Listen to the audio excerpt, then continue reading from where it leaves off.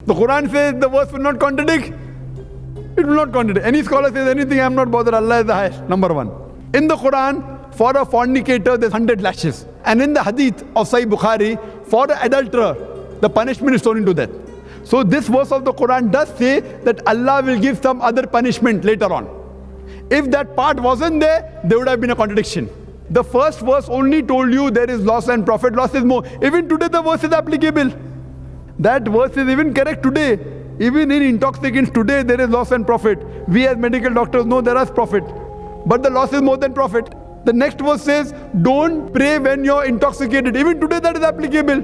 Today we cannot pray.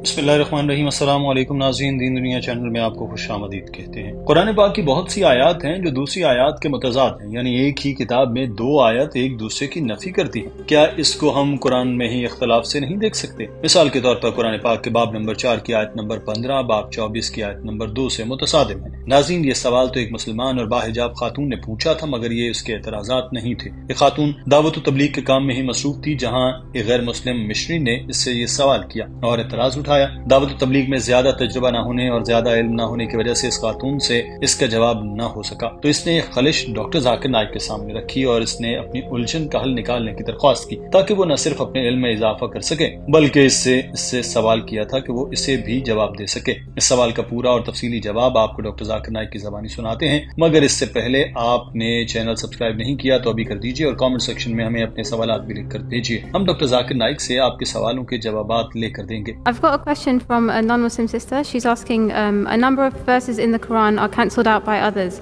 Can these not be viewed as inconsistencies or contradictions? For example, chapter 4 verse 15 abrogated by chapter 24 verse 2.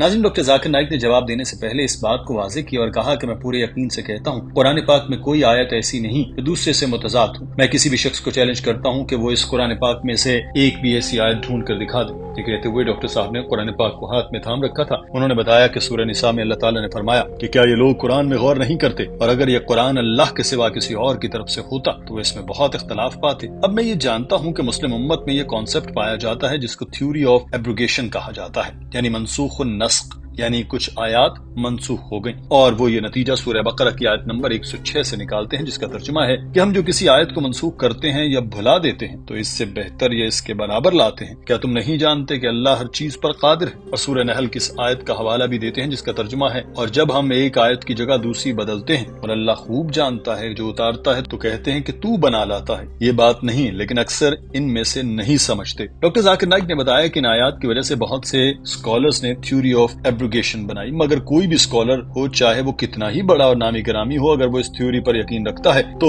मैं उसको नहीं मानता। अल्लाह ताला सबसे ऊपर है, इसने कह दिया कुरान पाक में कोई इख्तलाफ नहीं, तो खल्लास, बात खत्म। Surah Baqarah chapter 2 verse number 106 and Surah Nahl chapter number 16 verse number 101, which says that Allah subhanahu wa ta'ala does not cause any of his ayat, any of his signs to be forgotten.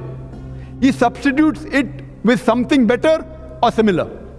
Now based on this verse, there are many scholars who have propounded the theory of abrogation, nask and mansukh.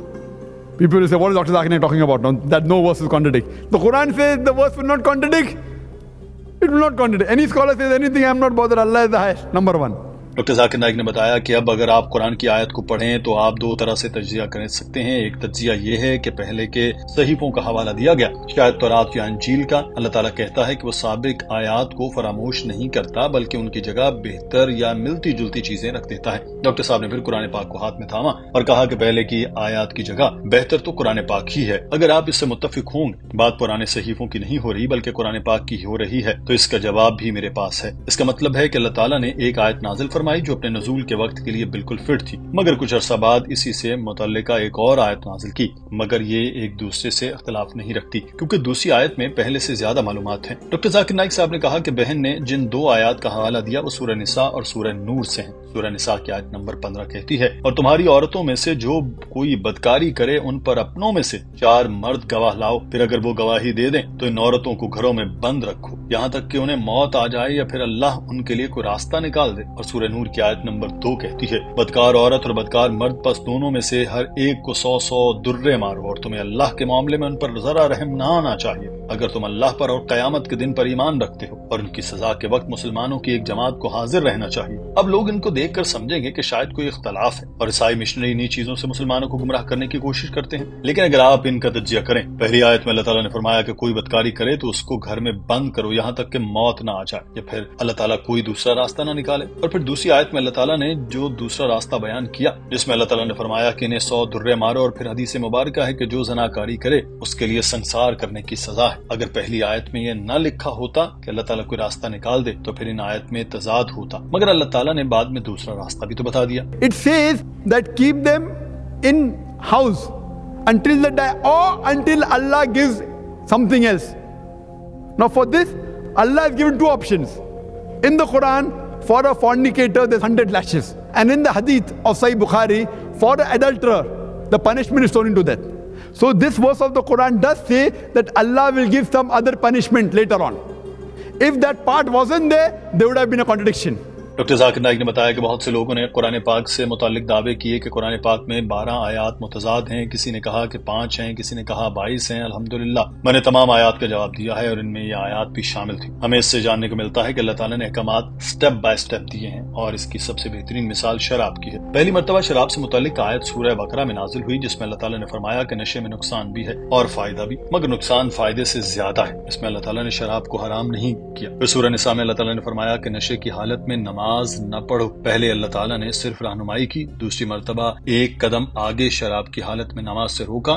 آخری پابندی سورہ مائدہ میں آئی جس میں اللہ تعالیٰ نے نشے سے مکمل طور پر منع فرما دیا۔ اللہ تعالیٰ نے فرمایا کہ اے ایمان والو، شراب اور جوا اور بت اور فال کے تیر سب شیطان کے گندے کام ہیں، تو ان سے بچتے رہو تاکہ تم نجات پاؤ۔ جب یہ آیت نازل ہوئی تب مدینہ کی گلیوں میں شراب کے ڈرم بہا دیے گئے اور پھر دوبارہ کبھی نہیں بھرے گئے۔ اب بہت سے لوگ یہ کہہ سکتے ہیں کہ سورہ مائدہ کی آیت سے پہلے دنوں کے آیات کو منسوخ کر دیا گیا، مگر حقیقت میں شراب کی پابندی بتدریج لگائی گئی۔ آج بھی تینوں آیات قابل عمل ہیں۔ میں ڈاکٹر کے طور پر جانتا ہوں کہ شراب میں فائدے سے زیادہ نقصان ہے۔ آج بھی نشے کی حالت میں نماز نہیں پڑھی جا سکتی۔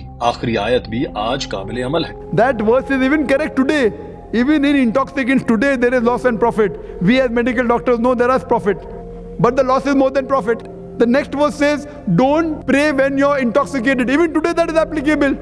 Today you cannot pray when you're intoxicated, but the last final prohibition doesn't contradict, it encompasses. Doctor Zakir Naik نے بتایا کہ میرا اور تمام مسلمانوں کا ایمان ہے کہ قرآن پاک میں ذرا بھی اختلاف نہیں، اگر ہوتا تو یہ کلام الہی نہ کہلاتا۔ تو بہن آپ بھی جس نے سوال کیا اس کو بتائیں کہ قرآن پاک میں اختلاف نہیں اور اس کو ایسے ہی بیان کیجیے گا، یقیناً اس کے پاس بھی کوئی جواب نہیں ہوگا۔ ناظرین، اسلام کے دشمن آج دنیا بھر میں پھیلے ہیں اور ان کی کوشش یہی ہے کہ وہ مسلمانوں کے ایمان کو ڈگمگا سکیں، مگر ہمیں امید ہے کہ ہماری دیگر ویڈیوز کی طرح یہ ویڈیو بھی اس بھائی کے لیے ضرور فائدہ مند ہوگی جس کو انہی آیات سے بھٹکانے کی کوشش کی جائے گی۔ اس ویڈیو کو اپنے عزیزوں اور دوستوں تک بھی ضرور شیئر کیجیے گا تاکہ کوئی مسلمان شیاطین کے ہتھ کنڈوں کی گرفت میں نہ آ سکے۔ ناظرین، آج کی ویڈیو کے بارے میں آپ کی رائے کیا ہے؟ کمنٹ سیکشن میں ضرور آگاہ کیجیے۔ اپنا خیال رکھیے۔ اللہ حافظ۔